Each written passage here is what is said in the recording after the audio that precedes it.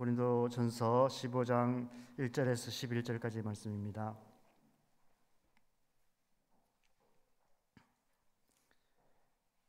고린도전서 15장 1절에서 11절까지 말씀, 1절에서 11절까지 말씀 함께 읽겠습니다. 형제들아, 내가 너희에게 전한 복음을 너희에게 알게 하노니 이는 너희가 받은 것이요 또 그 가운데 선 것이라. 너희가 만일 내가 전한 그 말을 굳게 지키고 헛되이 믿지 아니하였으면 그로 말미암아 구원을 받으리라.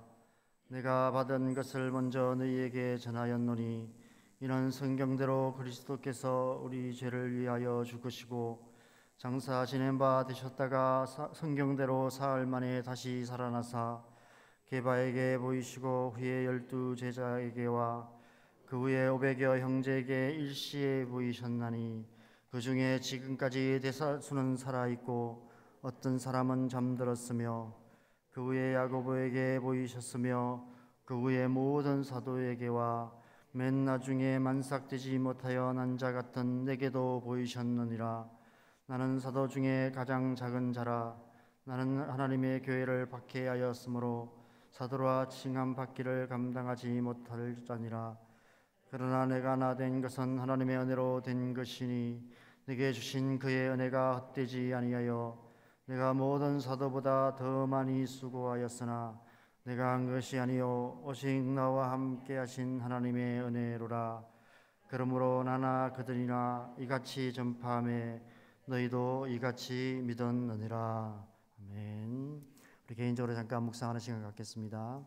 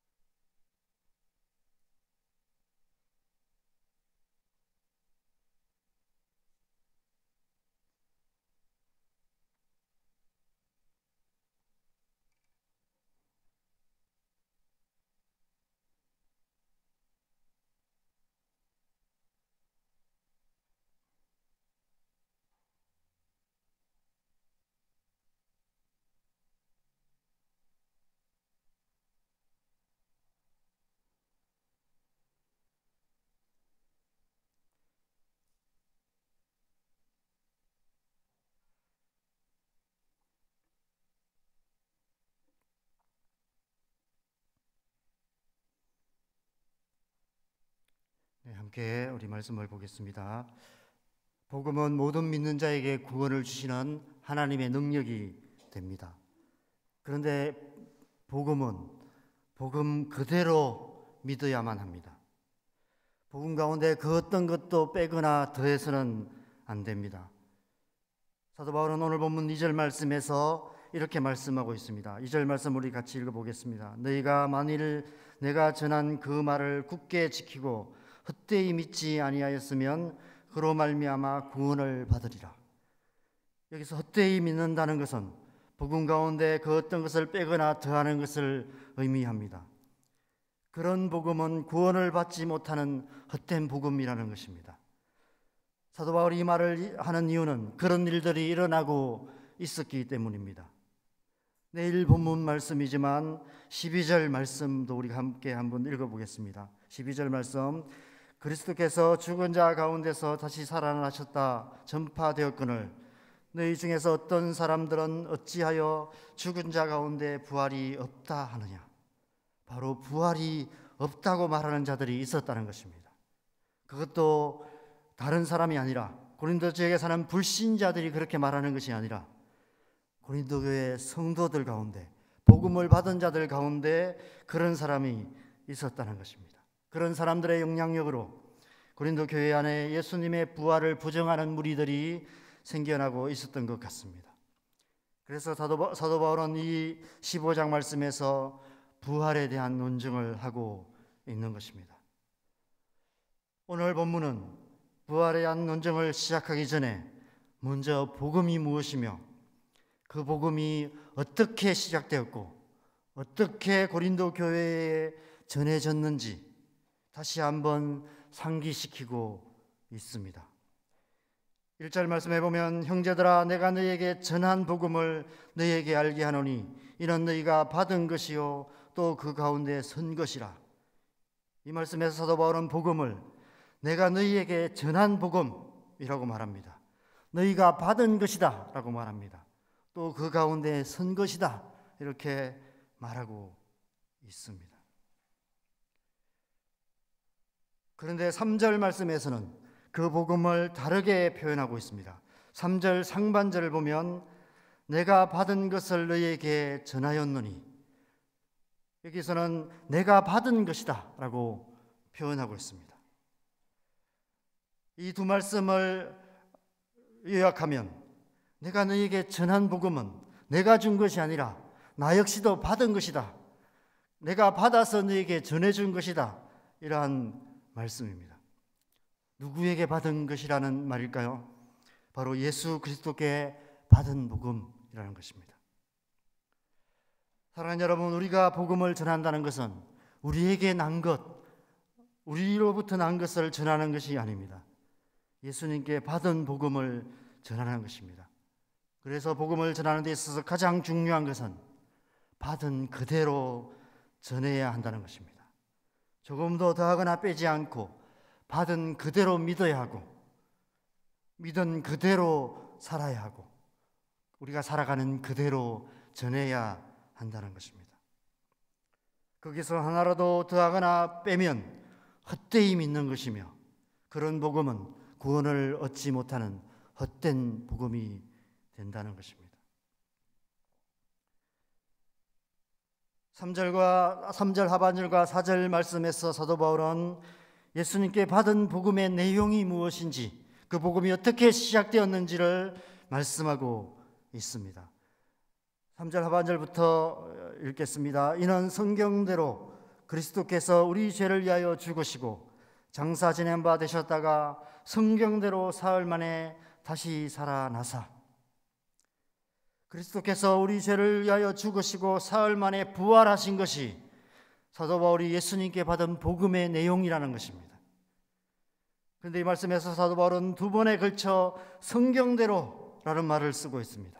성경대로 그리스도께서 우리 죄를 위하여 죽으시고 성경대로 사흘 만에 부활하셨다라고 말씀하고 있습니다. 그 복음의 시작이 바로 성경으로부터 나온 것이다 라고 말씀하고 있는 것입니다. 사도 바울은 이 성경대로라는 말을 통해 자신이 전해준 복음이 예수 그리스도의 복음이 바로 하나님으로부터 온 하나님의 복음이라는 사실을 강조하고 있는 것입니다. 하나님으로부터 온 복음, 하나님께서로부터 시작된 복음, 하나님께서 예수 그리스도를 통해서 전해준 그 복음을 사도 바울은 받아서 또한 그대로 내가 너에게 전해 주었다라고 말씀하고 있는 것입니다. 그래서 내가 너에게 전해 준 복음은 조금도 문제가 없는 복음 그대로이다 라는 말을 하고 있는 것입니다. 그렇다면 이제 한 가지 우리가 점검해 봐야 될 것은 복음을 전달해 준 이 사도 바울이 정말 신뢰할 만한 사람인가? 제대로 전해준 것인가? 이러한 질문을 해봐야 합니다.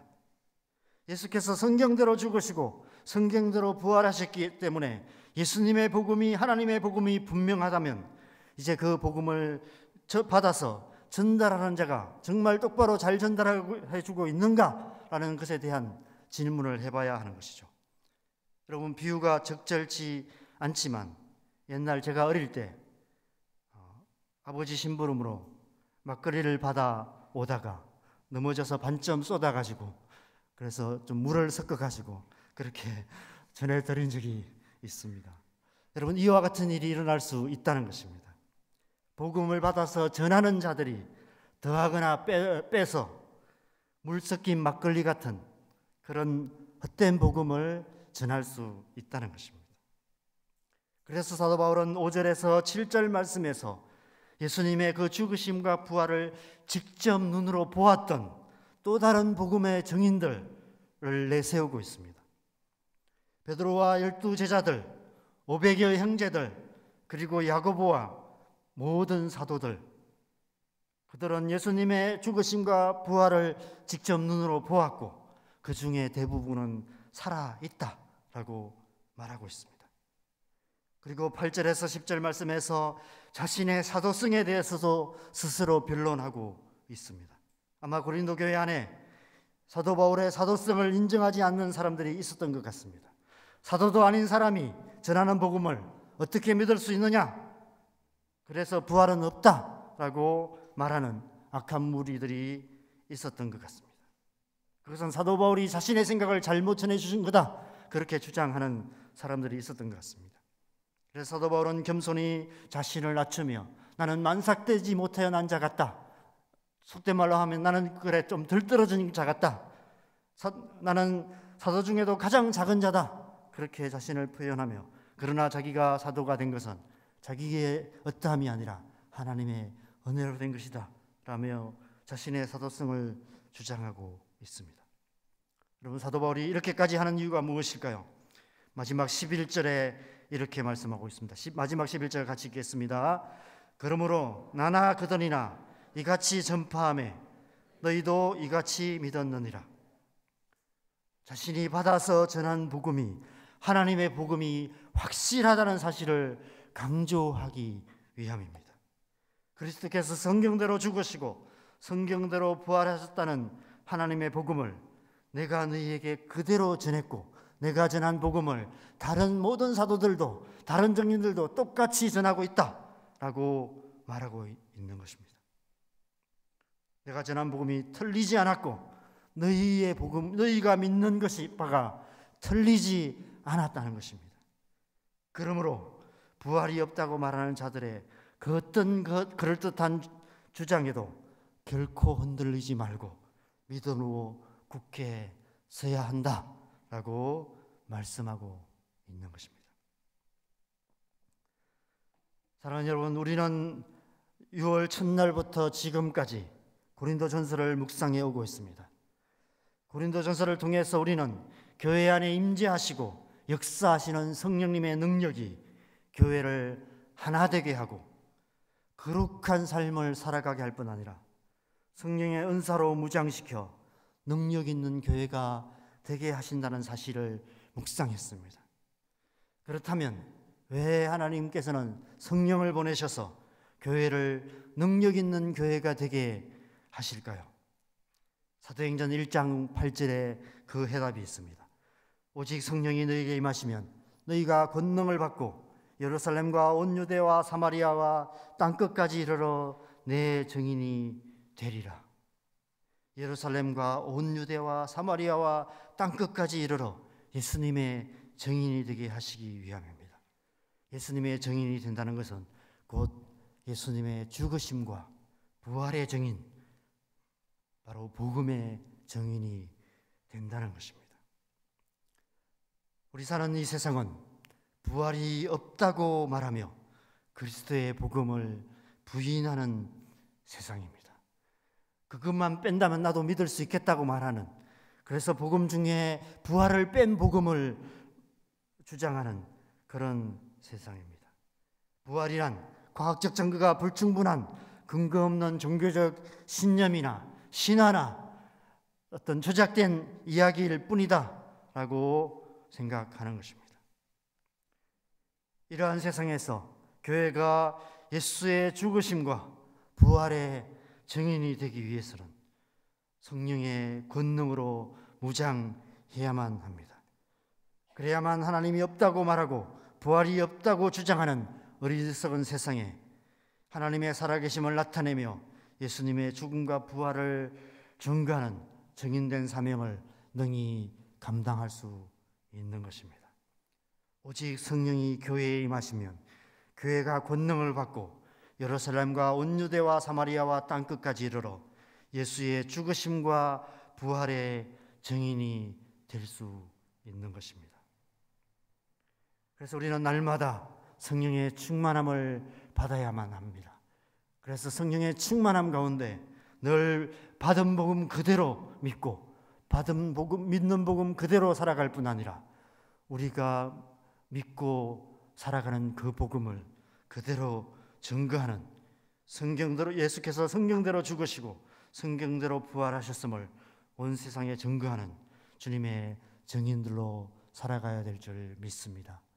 이 새벽에도 저와 여러분 모두 안에 성령의 은혜가 충만하여서 오늘 하루도 우리가 성령 충만한 가운데 예수의 죽으심과 부활을 담대히 증거하는 복음의 증인으로 살아가는 저와 여러분 되시기를 주님의 이름으로 간절히 축원합니다. 우리 함께 기도하실 때 오늘 말씀 그대로 하나님 우리를 주의 성령으로 충만케 하여 주시옵소서.